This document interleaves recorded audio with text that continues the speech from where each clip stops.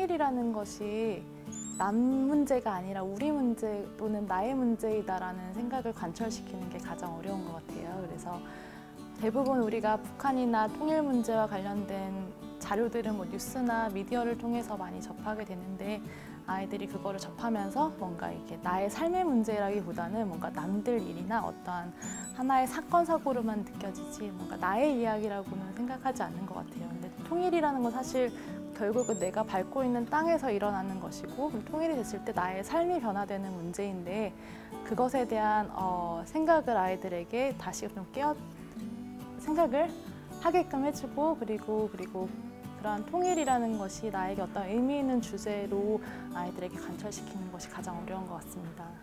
현장에서 학생들을 가르치고 계신 선생님들의 이야기를 들어봤는데요. 통일에 대해서 관심이 없는 아이들, 부정적인 생각으로 통일에 대해서 거부감을 가지고 있는 아이들을 우리는 자주 만나게 됩니다. 이런 아이들과 함께 어떻게 통일 이야기를 해야 될까라는 고민을 많이들 하셨을 것 같아요. 그래서 이번 강의에서는 통일에 관심 없는 우리 학급, 통일 이야기라는 주제로 강의를 구성해 보았습니다. 그런데 오늘 강의에서 참 중요한 부분은요, 통일에 대해서 무관심하거나 부정적인 생각을 가진 아이들을 무시한다거나 비난한다거나 외면해서는 결코 안 된다는 점입니다. 이것이야말로 통일교육의 진정한 시작이기 때문이죠. 아이들의 생각을 들여다보는 것, 아이들과 함께 통일교육을 하는 것, 그것이 중요하기 때문입니다. 자, 그러면 아이들은 왜 통일에 대해서 무관심하고 통일에 대해서 부정적인 생각을 가지게 되는 것일까요? 한번 살펴보도록 하겠습니다.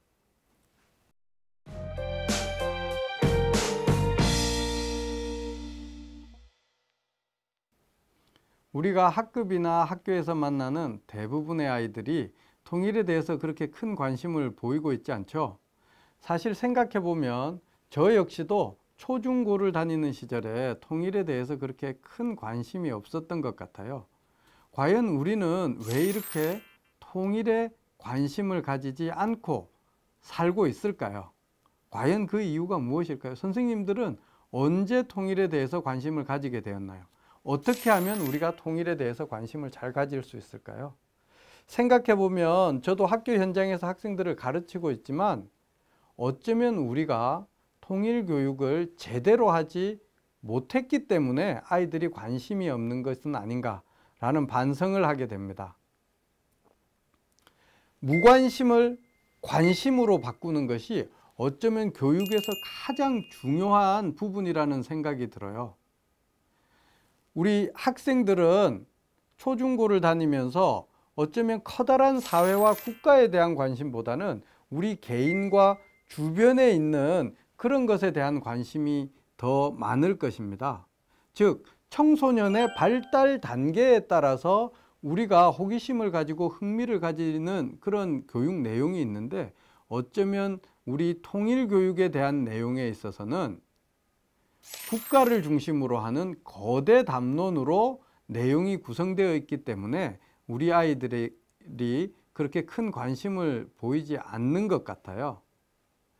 이렇게 관심 없는 아이들에게 우리가 통일 교육을 한다는 이름으로 북한에 대한 정보와 지식, 통일의 필요성과 당위성에 대한 그러한 지식을 주입하다 보니까 아이들은 자신의 관심에 기초하지 않아서 점점 더 통일교육으로부터 멀어지는 것은 아닐까라는 생각이 듭니다.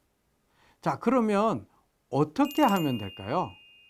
아주 쉬운 것이죠. 학생들이 관심이 있어 하는 부분에서부터 먼저 시작을 해야 된다. 즉, 북한의 청소년들은 어떻게 살고 있을까? 북한의 학교는 어떨까? 남북한의 학교 생활은 어떤 점이 같고 어떤 점이 다를까? 라고 하여서 학생들의 생활에서 일어나는 그런 일들을 중심으로 교육을 하는 것이 필요하다는 생각이 듭니다. 우리 아이들은 다양한 이야기를 접하게 될 것이고 단편적인 지식을 넘어서 다양한 관점들을 수용하게 될 것 같습니다. 그게 바로 무관심을 관심으로 바꾸는 가장 첫 번째 중요한 방법이죠. 통일교육의 시작은 무관심을 관심으로 바꾸는 것이라고 생각을 합니다.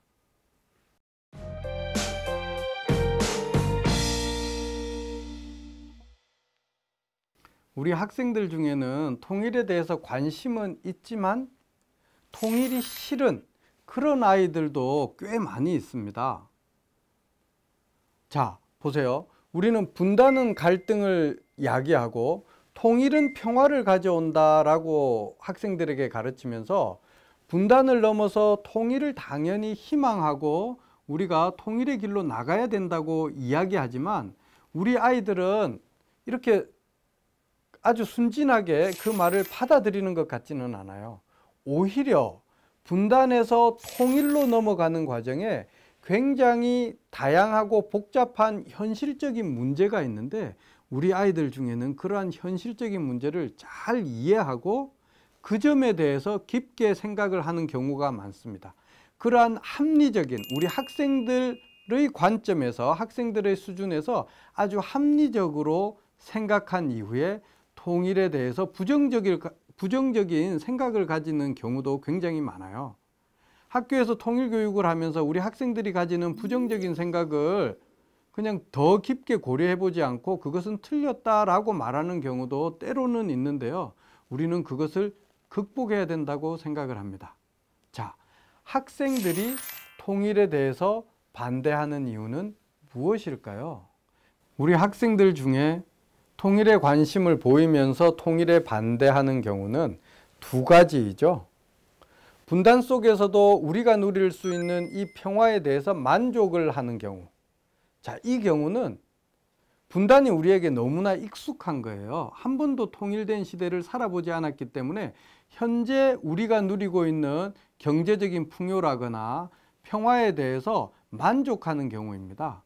이런 경우에는 바로 평화가 지속적으로 우리에게 주는 것이 아니라 그리고 적극적으로 우리의 모든 삶의 평화와 자유를 보장하는 것이 아니라 소극적인 평화를 준다라고 하는 사실을 인식시켜 주는 것이지요. 분단으로 인해서 우리가 지불해야 되는 비용도 이러한 측면에서 생각해 보아야 합니다. 간단하게만 보면 우리 아이들이 남학생의 경우에 군대에 가서 의무 복무를 해야 된다는 사실, 그리고 우리 학생들이 미래의 진로를 생각함에 있어서 한반도 중에서도 남쪽 부분에서만의 미래의 진로를 생각하는 것이 아니라 한반도 전체와 아시아 전 세계를 넘어서 생각할 수 있는 그러한 더 적극적인 평화, 즉 자유까지 보장하지 않는다는 사실이죠. 그러한 것에 대해서 우리 학생들이 인식을 한다라고 하면 현재 분단 평화, 분단 속에서 누리는 우리의 평화가 영원히 지속되는 것이 아니라 우리의 삶을 한정짓고 있다. 그래서 대한민국의 성장의 한계를 직면하게 되는 것뿐만 아니라 우리 아이들의 미래를 생각해 볼 때에도 더 큰 잠재력을 발현시키기가 어렵다는 사실을 인지시켜 주는 것이죠. 자, 그 다음으로 통일이 되었을 때 또는 통일이 되어가는 과정에서 우리가 경험하게 될 사회 통합의 문제를 걱정하는 학생들이 참 많습니다. 저는 이런 학생들이 참 똑똑하고 훌륭한 학생이라는 생각이 들어요. 독일의 경우에도 그렇고 여러 사회 통합의 사례를 살펴본다면 서로 다른 두 사회가 하나의 사회를 구성해서 살아갈 때 서로의 차이점 때문에 오는 그러한 불편함을 극복하는 데는 많은 시간이 걸리는 것이 사실입니다. 즉, 우리가 통일 교육을 할 때 학생들에게 통일은 필요하고 당위성을 가진다라고 설명을 할 때 무조건적이라고 가르칠 것이 아니라 준비되지 않은 통일은 오히려 남과 북 사회의 통합에 있어서 커다란 문제를 야기할 수 있음을 제대로 인식시켜 주는 것이 중요하다는 생각이 듭니다.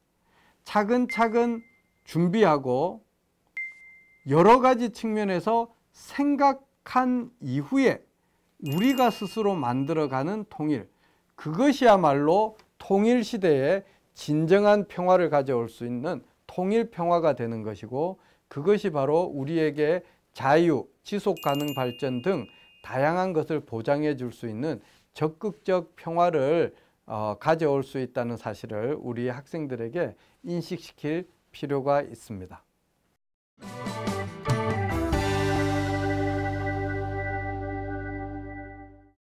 그렇다면 우리 학생들에게 통일이 중요하다는 것, 어떻게 이야기할 수 있을까요?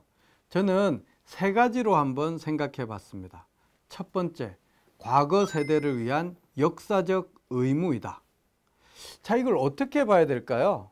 물론 지극히 당연한 것이죠. 현재를 살고 있는 우리는 과거 세대가 없었다면 존재할 수가 없었겠죠. 그 중에서도 한 가지 꼭 생각해 봐야 될 것은 1919년도 상해 임시정부를 생각해 볼 수 있습니다. 일제 식민지 치하에서 우리의 독립된 정부를 구성했던 것이죠. 이제 상해 임시정부가 수립된 지 100년이 지났습니다. 그때 당시에 임시정부라고 하는 것, 일제 식민지를 극복하기 위해서 많은 젊은이들이 노력했던 그 사실은 남과 북에 서로 따로 있는 정부가 아니었어요. 남과 북이 하나였던, 우리를 찾아가는 그러한 노력이 바로 우리 과거 세대들에 의해서 이루어졌던 것이죠. 수없이 많은 젊은 독립운동가들, 그리고 그들을 마음속으로 그리고 현실 속에서 지지하셨던 많은 과거 세대, 우리 조상들이 있었기 때문입니다. 그래서 현재 우리가 있는 것이죠. 통일이 중요한 두 번째 이유는 현재 세대를 위한 현실적 필요 때문입니다. 우리에게는 통일이 필요하고 중요합니다. 그 이유는요, 우리가 지금까지 경제적 발전을 엄청난 속도로 상당히 많은 발전을 이루어냈지만, 통일이 된다면 대한민국뿐만 아니라 남과 북의 우리 민족은 훨씬 더 크게 발전할 수가 있습니다. 그 한 예로 금융계의 인디애나 존스라고 부르고 투자의 귀재라고 부르는 짐 로저스라는 분이 있는데요. 남과 북이 통일이 되고 개방이 된다면 20년간 세계가 주목할 만한 놀라울 그런 국가가 될 것이라고 예측을 했다고 합니다. 그래서 이분은 자신의 전 재산을 한반도에 투자하겠다라고 그렇게 이야기도 하셨죠. 자, 남과 북은 나름대로의 성장을 해왔습니다. 대한민국은 전 세계적으로 볼 때 엄청난 경제 성장을 빠른 시기에 이루었죠. 하지만 우리는 점점 더 성장의 한계에 직면하고 있습니다. 4차 산업혁명 시대, 우리 대한민국이 나아가야 될 길은 무엇인가? 여러 많은 예측들이 있지만 대한민국의 자본과 능력, 그리고 북한의 토지와 우수한 노동력이 합해진다면 전 세계에서 가장 주목받는 나라가 될 수 있다고 생각을 합니다. 여러분과 여러분 학생들의 미래를 위해서, 진로를 위해서 통일이 우리에게 현실적으로 중요하다는 생각입니다. 통일이 중요한 세 번째 이유는 현재 세대와 우리 다음을 살게 될 미래 세대를 위해서 지속 가능한 발전이 가능하기 때문입니다. 지금까지 우리는 과거와 현재를 생각했지만 우리가 살아가는 세상은 우리만의 세상이 아니라 언젠가 우리 후손에게 물려주어야 할 세상입니다. 분단된 한반도에서 살고 있는 우리의 모습을 우리의 후손에게까지 물려줄 것이 아니라 우리 후손들이 그들의 삶에 필요한 것들이 충족될 수 있는 그런 세상을 만들어 주어야 되겠죠. 지속 발전 개념이라고 하는 것은 단순하게 경제적인 발전뿐만 아니라 가치를 포함하고 있는 것입니다.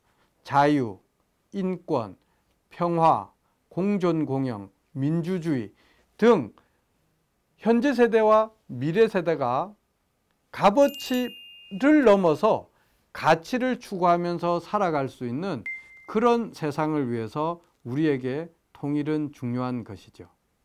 자, 통일 교육이 중요한 이유, 우리 아이들의 관점에서 통일을 생각하는 것입니다.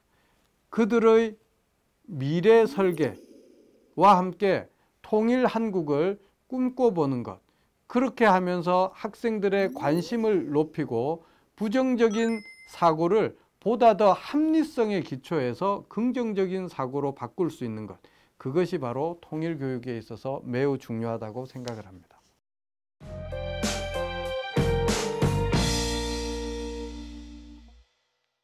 통일에 관심 없는 우리 학급 통일 이야기하기.